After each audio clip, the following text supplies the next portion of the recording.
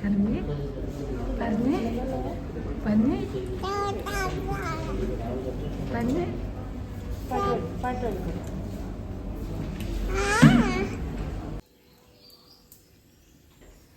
Hi hello അസ്സലാമു അലൈക്കും. പ്രിയമുള്ളവർക്ക് എല്ലാവർക്കും നമ്മുടെ ഇന്നത്തെ ദിവസത്തിലേക്ക് സ്വാഗതം. ഇന്നത്തേക്ക് 5 ദിവസമായി ഗ്യാസ് കഴിഞ്ഞിട്ട് അടുപ്പിൽ തന്നെ പാചകം ചെയ്യുന്നത്. അപ്പോൾ സുബഹി നിസ്കാരമൊക്കെ കഴിഞ്ഞ് ചായകുടിയൊക്കെ കഴിഞ്ഞു. നാസ്തത്തിൻ്റെ പരിപാടിയാണ്. നീർദോശയാണ് ഇന്ന് നമുക്ക് ബ്രേക്ക്ഫാസ്റ്റ്. അപ്പം ദോശയൊക്കെ ചുട്ട് വെച്ച് നാസ്തയൊക്കെ കഴിച്ചിട്ട് എനിക്ക് കണ്ണൂർ പോകാനുണ്ട്.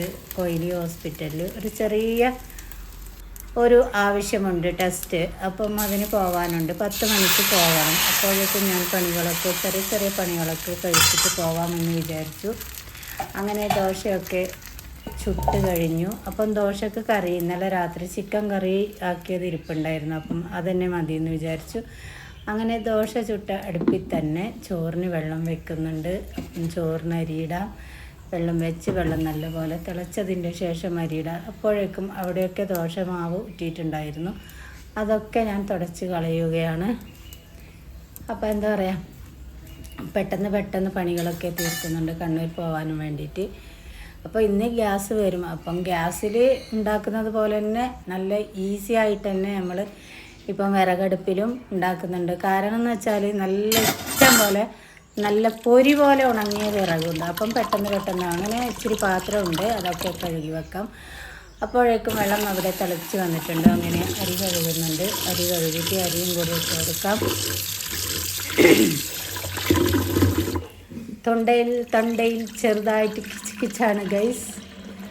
അപ്പം അരി നല്ല പോലെ കഴുകിയെടുക്കുന്നുണ്ട്. ഞാനെന്നും അരി കഴുകിയ വെള്ളം കളയാറില്ല. വേറൊരു പാത്രത്തിലേക്ക് ആക്കി വെച്ചിട്ട് ചെടികൾക്ക് ഒഴിച്ചു കൊടുക്കാറാണ് പതിവ്. അപ്പോൾ ഇന്ന് തിരക്കായതുകൊണ്ട് അങ്ങനെ കഴുകിയിട്ട് സിങ്കിലോട്ട് തന്നെ കളയുന്നുണ്ട്. അങ്ങനെ അരിയെല്ലാം കഴുകിയെടുത്തു. അപ്പോഴേക്കും നമ്മുടെ വെള്ളം ഇവിടെ തിളച്ചു കൊണ്ടിരിക്കുകയാണ്. അങ്ങനെ അരിയൊക്കെ അതിലിട്ട് കൊടുത്തു. ആ പാത്രത്തിൽ കുറച്ച് അരിയുണ്ട്. അപ്പം അതിൽ തന്നെ വെള്ളം പൊരിച്ച് അതിലൊഴിച്ചിട്ട് അങ്ങോട്ടേക്ക് ഒഴിച്ച് കൊടുത്ത് നല്ലപോലെ ഇളക്കി മൂടി വെച്ച് കൊടുക്കാം. അപ്പോൾ നമ്മൾ ഗ്യാസിലാണ് വെക്കുന്നുണ്ടെങ്കിൽ റൈസ് കുക്കറിലേക്ക് 2 തിള തിളച്ചതിൻ്റെ ശേഷം റൈസ് കുക്കറിൽ എടുത്ത് വെക്കാറാണ് പതിവ്. അപ്പം അടുപ്പിലായതുകൊണ്ട് അടുപ്പിൽ തന്നെ കിടന്ന് വേവട്ടെ എന്ന് വിചാരിച്ചു. അങ്ങനെ ബ്രേക്ക്ഫാസ്റ്റൊക്കെ കഴിച്ചു. ഞാനിതേ കൊയിലി ഹോസ്പിറ്റലിലെത്തി, നമ്മുടെ കണ്ണൂർ. അപ്പം ഞാൻ എത്തി ടോക്കനൊക്കെ എടുക്കുമ്പോഴേക്കും നാച്ചിയും മോനും വന്നു. നാച്ചി എന്ന് പറഞ്ഞാൽ കസിൻ ബ്രദറിൻ്റെ വൈഫാണ്. അങ്ങനെ ആഹിലുവിൻ്റെ സന്തോഷങ്ങളും കുസൃതികളും വികൃതികളും ഒക്കെ കണ്ടോളൂ. അപ്പോഴേക്കും അവിടെ എത്തുമ്പോഴേക്കും അവന് ഉപ്പാക്ക് ഫോൺ വിളിക്കണം, വീഡിയോ കോൾ. അങ്ങനെ ഉപ്പാക്ക് വീഡിയോ കോൾ വിളിച്ചിട്ട് കൊടുക്കുകയാണ്. അപ്പോൾ സംസാരിക്കണം. എല്ലാവരും കണ്ടുവരും. അവനും അവിടുത്തെ നേഴ്സുമായിട്ട് നല്ല കമ്പനി ആയിട്ടുണ്ട്.